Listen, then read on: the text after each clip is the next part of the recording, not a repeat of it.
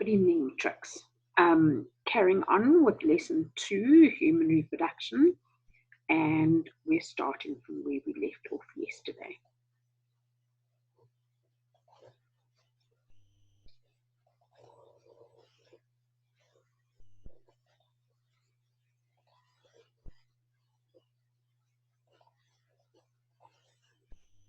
Right, so starting off with sperm cells, and sperm cells have 3 regions to them, to each sperm cell, and those 3 regions are a head region, a middle piece or mid piece, and then a tail, which some sources call a flagellum, and it's okay to use either one of those terms. So head, mid-piece, and tail or flagellum.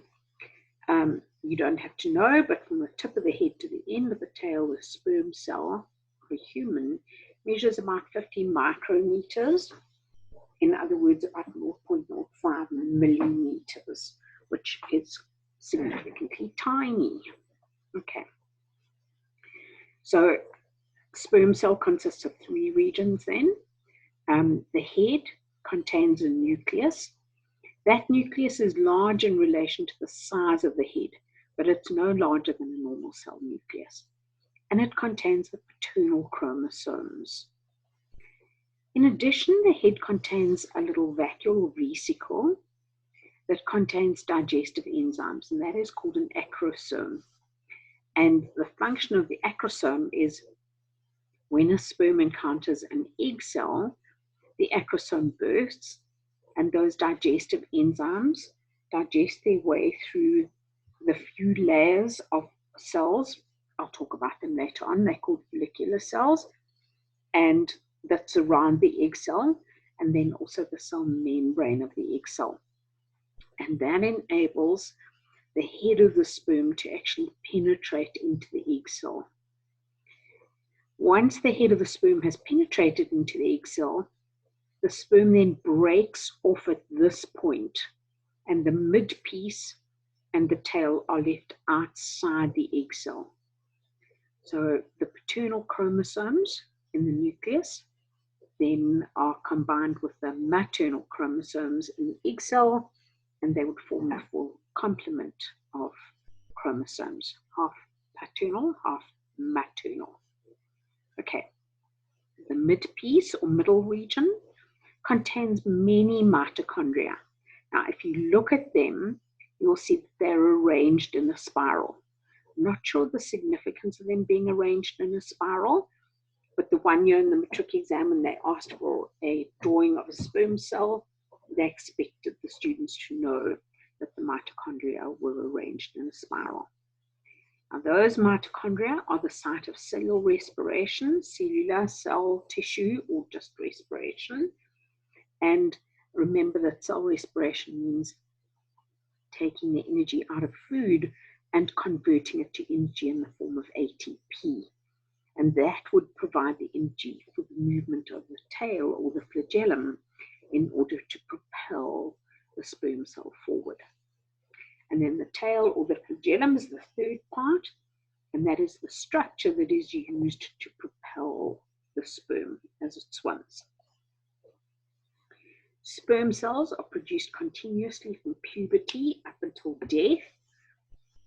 There are millions in the testes of a male in different stages of development at any one time. And it takes about between 9 and 10 weeks for each sperm cell to form and to mature and be ready for ejaculation. Meiosis occurs in the seminiferous tubules of the testes. And those seminiferous tubules then produce sperm, and we'll talk about that process now. Okay, so you don't need to know the details of spermatogenesis, in other words, the production of sperm, but you do need to understand the relationship between what you should already know about meiosis and about spermatogenesis. You should understand the link between those two processes. Now, be careful, because government schools have to know the details of spermatogenesis, You don't have to know that. IB schools don't have to know that. So if you pick up a government school paper and you see it asks details of spermatogenesis, don't then get distracted and think that you have to know them. You don't have to know them. I'll tell you exactly what details you need to know. And remember that your textbook is also a government school textbook. So be careful. Only know what I tell you need to know. Okay, so in the matric exam, they very often ask a drawing, ask the students to do a drawing. And that drawing can either be a simple drawing on its own little lonesome, so like a sperm cell, or it can be a small part of a more complicated drawing. For example, they could give an outline of the human body and say, draw in on this outline the adrenal glands. So that would be you only drawing the adrenal glands. You're drawing a small part of a bigger drawing. One of the favorite small questions, or questions, drawing questions for something small, is a sperm cell. And this was a question from the IB exam at the end of 2009. And the question read, drawings A and B show two views of the same human cell. Drawing A shows a side view, drawing B shows a front view. Then it says a section indicated by a dashed line FF is made through drawing B as shown. Name this type of section. Now, obviously it's through the short axis of the head of the sperm cell, not through the long axis, and therefore it's a cross-section or a transverse section. Either of those would be acceptable terms. And then it says, in the space below, draw the outline of the section through FF to show its shape. Use information from drawings A and B, and the size of your drawing is unimportant. Now, if you look carefully and you look at the side here, you'll see that this is not a circular structure. And in fact, it's slightly concave on the surface. I would have expected you to draw a slightly concave surface there and a slightly convex surface there. But in fact, the memo didn't require you to do that much. But I'll show you when I show you the memo. Okay, so section, transverse or cross. They accepted X. I wouldn't have accepted that, but they were nice. And then in the shape below, draw the outline, and they simply asked for an oval with rounded corners, not angular corners, and that therefore must be thin from top to bottom and wide from side to side. I would have expected you to do a slightly concave surface here and a convex surface there, but they were kind. Okay, so this is a falsely colored, because you know that electron micrographs only show black and white and shades of gray. So if you get an electron micrograph that is colored, you know that color is being added to it afterwards.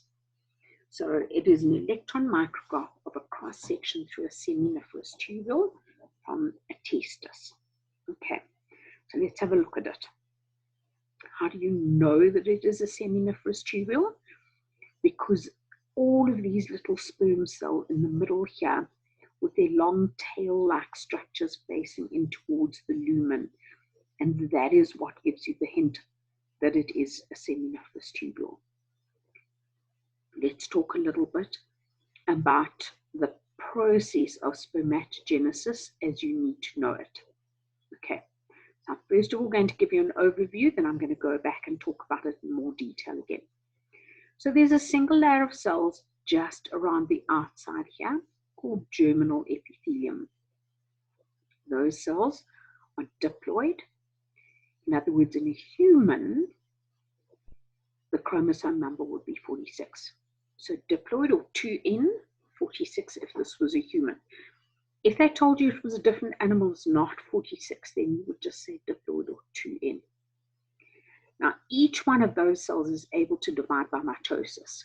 It divides into two cells. And the reason why it divides by mitosis first is because if it immediately divided by meiosis, then there would be no cells left to form any sperm cells after the initial cell had divided into 4 sperm cells. So that cell would divide by mitosis and form 2 cells. Still diploid. One of those 2 cells gets pushed forward, and that diploid cell undergoes meiosis 1, and then each of those cells undergoes meiosis 2. It then becomes what is called a spermatid, which is a little immature sperm cell that then differentiates and becomes a spermatozoon or sperm cell. Okay, I'm going to do that again. Germinal epithelial cell divides by mitosis. It forms 2 cells. The one cell stays in position, and the second cell undergoes meiosis, the front cell of the 2. And do you realize that this cell is getting pushed closer and closer and closer towards the lumen as this cell divides again by mitosis and forms another 2 cells here, and those cells, that one will then push the rest of the cells. So what is happening is each of these cells gets pushed closer and closer towards the lumen, undergoing the stages of meiosis as it goes. Okay, so this cell divides by mitosis and forms 2 cells. The one cell divides by meiosis 1 and forms 2 cells that are both haploid, or in human 23 chromosomes. Each of those 2 cells undergoes meiosis 2, and therefore there will be, from one initial cell here, there will be 4 daughter cells. Those little cells are haploid. They're called spermatids. They're not yet differentiated sperm cells, and they then differentiate and become the typical sperm cell that you know, which has got a head, a midpiece, and a tail. And so these yellow-orange cells in the middle here are sperm cells. Now, once those sperm cells have been differentiated and they're formed, they remain within the seminiferous tubule for a short while. And during that time, they're attached to specific cells in the wall of the testis. And these cells are cells that don't divide and form sperm. They are diploid. They are called cells of Sertoli, S-E-R-T-O-L-I. And I'll talk about that in more detail just now. I'll show you the spelling. It's a capital letter because it's named after someone. And the little spermatozoa attached to the cells of Sertoli. There are a number of them around. I'll show you in a drawing. And the function of the cells of Sertoli is to provide nourishment for the sperm cells. So those sperm cells absorb nutrients from the cells of Sertoli until they are ready, and then they detach from the cells of Sertoli and they pass down the lumen of the seminiferous tubule and they go to the epididymis. Okay, let's just go back and talk a little bit about cells of Sertoli. Here is a cross-section of a portion through a seminiferous tubule, and there's a cell of Sertoli there. There's another one there, and there's another one there. And they are very different from the cells that divide and form sperm. So here you can see the little spermatozoa attached to the cells of Sertoli, and they absorb nutrients from them, and therefore they've got enough nutrients to go through the first part of their journey. I just need to tell you that there's a spelling of the cell of Sertoli here on the left, S-E-R-T-O-L-I, capital letter S, because it's a proper noun. And a cell of Sertoli is diploid, and these cells here are all haploid. You don't have to know the names of all the other stages. I'm going to go back and go back here. Okay, first of all, I just need to remind you that Their cells are totally here, and in between the seminiferous tubules are interstitial cells or cells of Leydig, Leydig. We spoke about that. The function of a cell of Leydig is to produce testosterone. Okay. Students often mix up which is a cell of Leydig, which is a Sertoli cell. And the little hint is the Sertoli cell begins with an S, and therefore it's inside a seminiferous tubule. Sertoli inside the seminiferous tubule, cell of Leydig between the seminiferous tubules. Okay. You don't have to know all the names of these stages here. All you have to know is be able to understand the relationship between the process that happens here and what you're supposed to know about meiosis already. So let's go. Remember the cells around the outside, the outermost layer, germinal epithelial cells, diploid, 2N, okay? And those germinal epithelial cells undergo mitosis, and one of the two daughter cells undergoes meiosis to produce sperm. So one of those two cells, you don't have to know that it's called a spermatogonium, but anyway, one of the two cells, it changes a little bit, so the DNA replicates. Don't learn that. You just have to know that one of those two cells divides by meiosis 1, haploid. In a human, 23 chromosomes. So now there are two daughter cells from the original one. Each of those then undergoes meiosis 2, still haploid. These you have to know are called spermatids, and they contain 23 chromosomes in a human because they're haploid. Each little spermatid differentiates and matures to a certain extent. It's not a mature sperm cell, because remember, sperm cells mature in the epidermis.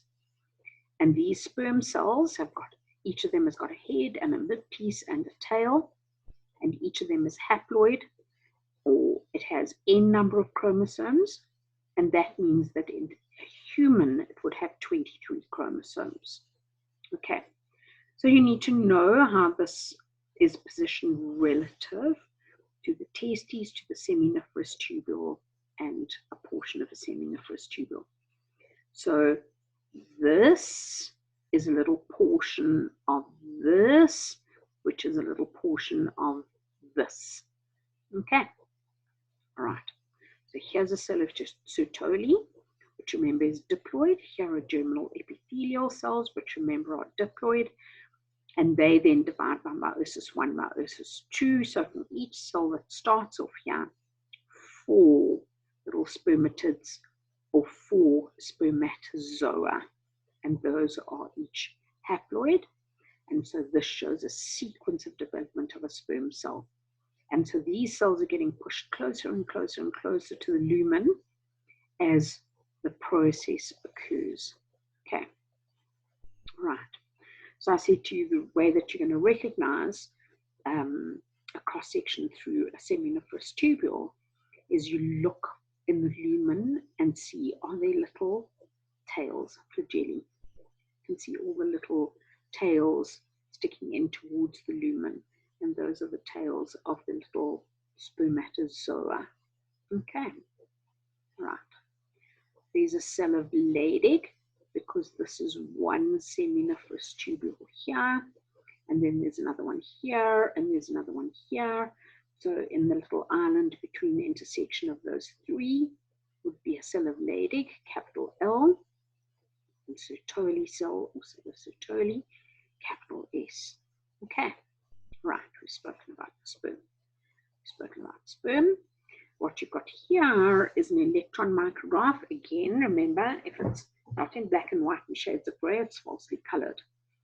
And what this shows is it shows the first sperm cell that encountered an egg cell.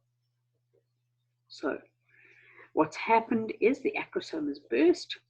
It's been able to digest away some of the follicular cells around the outside of the egg cell, and it's digesting the cell membrane of the egg cell. and the head is busy penetrating into the egg cell. It's going to then break away at this point, and the mid piece and the tail is going to be left outside. So remember, all the mitochondria are going to be left outside, and therefore there are no mitochondria in this zygote that come from the father. It's only maternal mitochondria, because remember that mitochondrial DNA comes along the maternal line, not the paternal. And then here are all the other sperm cells that didn't get there in time, because only the first one is able to penetrate. After that, the properties of the cell membrane change completely, and it becomes impenetrable to any other sperm that encounter it after the first one has penetrated the egg cell. But we'll talk about that later on. Okay, so you can see the shape of the head of the sperm cell. Look, remember that matric question I showed you just now? This would be looking at it from the front. This would be looking at it from the side. And then this would be the mid piece containing the mitochondria.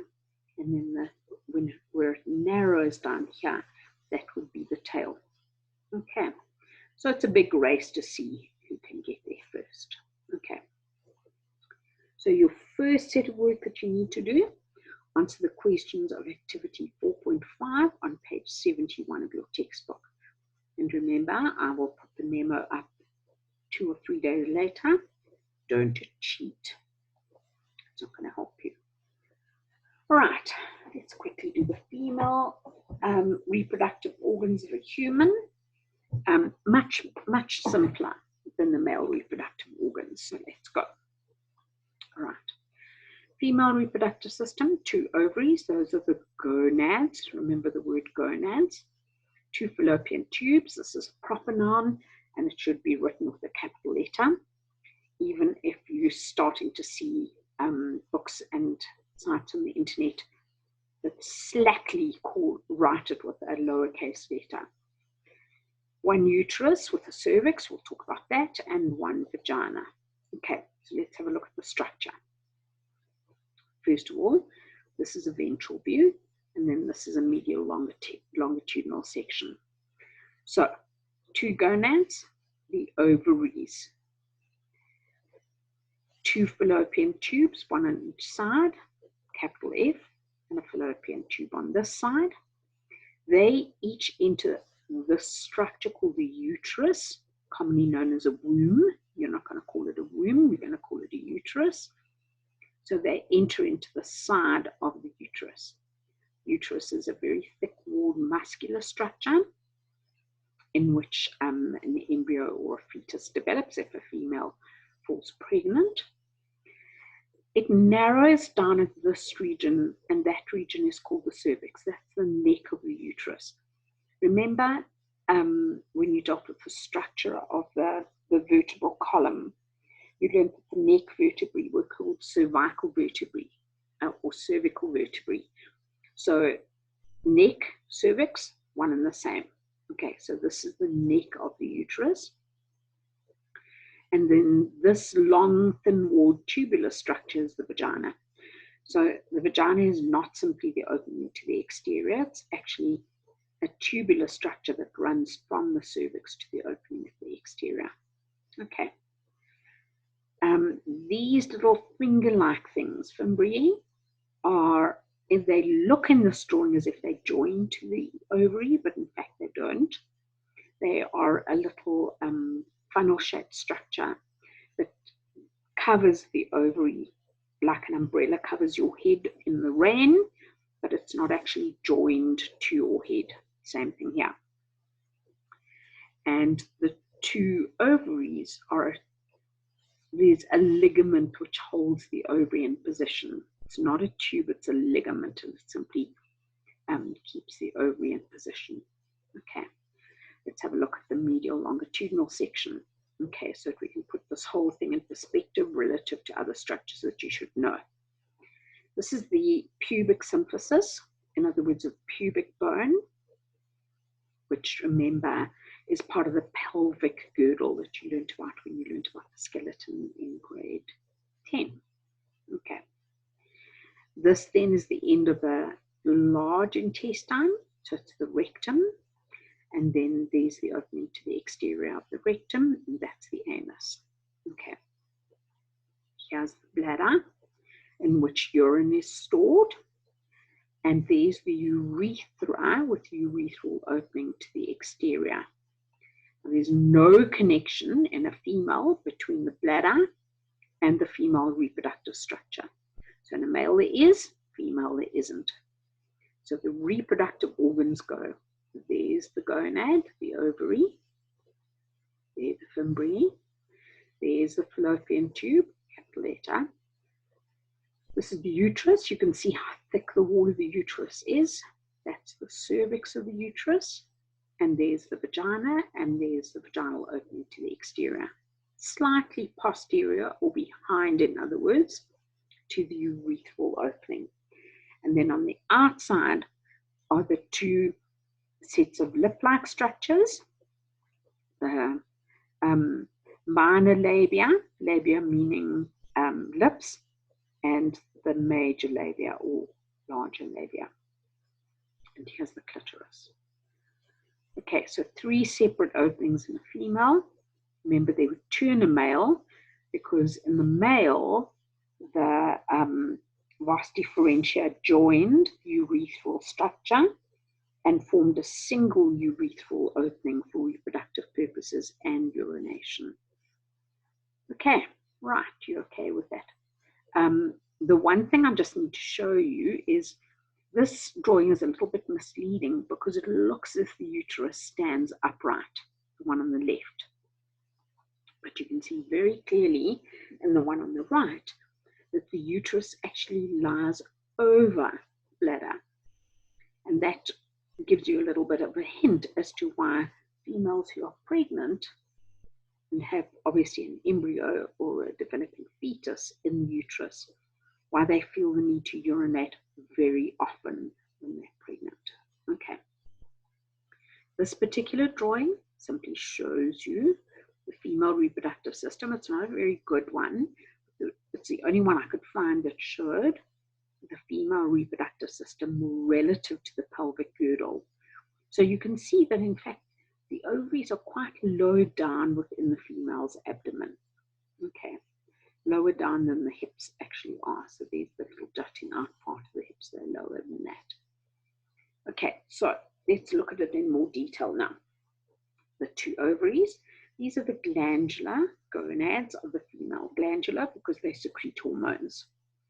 And then gonads because they produce gametes.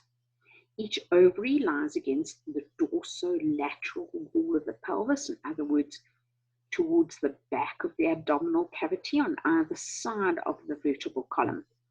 In the lower abdominal region, and I showed you that on the previous slide, and it is held in position by ligaments. Each ovary is almond-shaped, and you don't have to know these figures, about 32 millimeters long, so that's 3 and a little bit of a centimeter, that's really tiny, and about 90 millimeters wide. Okay, so each ovary is partly covered by an expanded, cilia-lined, funnel-shaped extension of the fallopian tube. Common name, oviduct, you're going to call it a fallopian tube. We're going to deal with the structure in a lot more detail, but the ovary consists of connective tissue, blood vessels, follicles, and things called oogonia that we're going to talk about later on. Or oogonia. Okay. Fallopian tubes begin as an expanded cilia-lined funnel, partly enclosing the ovaries, and they continue as extremely narrow tubes. Apparently, they're absolutely minute in their thickness. And the walls of the tubes are composed of smooth muscle, lined with ciliated columnar epithelium, and we'll talk about that. And their function is to convey egg cells, or if a female has fallen pregnant, possibly embryo and the fallopian tubes convey those from the ovaries to the uterus, but we'll talk about this in more detail later on as well. Okay, so this is a scanning electron micrograph of the surface of the ciliated cells lining a fallopian tube. Okay, so what you can see here are the little cilia, and there are goblet cells that secrete mucus, and we'll talk about that later on. So fimbriae are the small finger-like projections at the end of the fallopian tubes. They form a funnel-shaped structure that catches and channels the released eggs into the fallopian tube.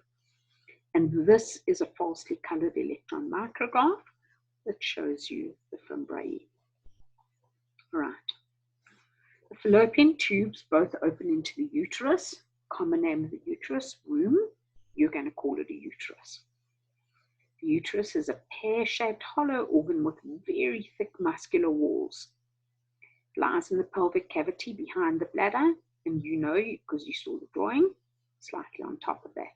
And it's about 7.5 centimeters long, which is also not very long at all when you consider that if the female falls pregnant, it's got to expand considerably to enable it to house a baby. Okay, so if you think when a baby pops out, it doesn't really pop out, it comes out with pain and agony. I would say about 30 centimeters, maybe, yeah, longer than 30 centimeters. I know nothing about babies, I've never had a baby. But when you think about the size of a baby, that means that the uterus stretches considerably when a female is pregnant.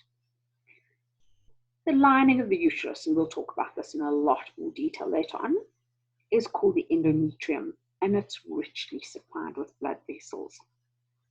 The uterus is kept in position by a broad ligament that extends from the lateral walls of the pelvis. The neck of the uterus is called the cervix, and remember it extends into the vagina. The cervix is terribly, terribly important in the whole pregnancy thing. So first of all, the cervix consistently makes mucus, and for most part of the monthly cycle, the cervix is blocked by a plug of mucus that sperm cannot penetrate. It's only when a female ovulates, in other words, she releases an egg from the ovary and has the potential to fall pregnant, that the consistency of the mucus changes and allows sperm to pass through easily, and in fact forms little channels that help the sperm to move into the uterus. During pregnancy, the cervix, that little sphincter muscle of the cervix, contracts, and it's tightly closed to help keep the embryo or the fetus inside the uterus. During childbirth, the cervix opens and dilates considerably to a diameter that needs to be large enough to enable the head and the shoulders of the baby to pass through the cervix into the vagina. So it opens wide. Then the vagina, we spoke about the fact that it's a tube with thin vascula, in other words, contains lots of blood vessels, walls opening to the exterior as the vaginal orifice or vaginal opening.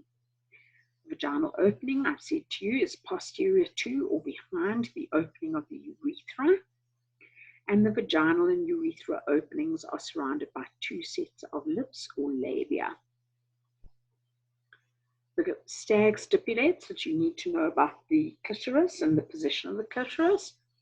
It's a small erectile. In other words, it is able to actually become swollen during sexual arousal, just as a penis does. So it's an erectile female organ located within the anterior junction. So in other words, if this is looking at the female reproductive openings from beneath, then that is the clitoris there. Okay, and it is within the anterior junction of the inner labia or the minor labia, And the clitoris develops from the same embryonic tissue as the penis does. And just as the penis becomes erect during sexual stimulation and sexual arousal, so too is the clitoris. Right, then you also have to do the questions of activity 4.3 on page 66 of the textbook. So in fact, this goes back because earlier on you had to do 4.5 on page 71. Okay, right. So that is the end of that lesson. Learn the terminology. Be able to fill in parts on the drawings. So as I said to you with yesterday's lesson, questions are very often scaffolded, and some of the first questions that are asked, the simpler questions in this particular section, are drawings of the structure of a male reproductive system or a female reproductive system or sperm cells, and you have to be able to, if you can't answer that first question, you quite often are missed for the questions that follow after that. Learn the work.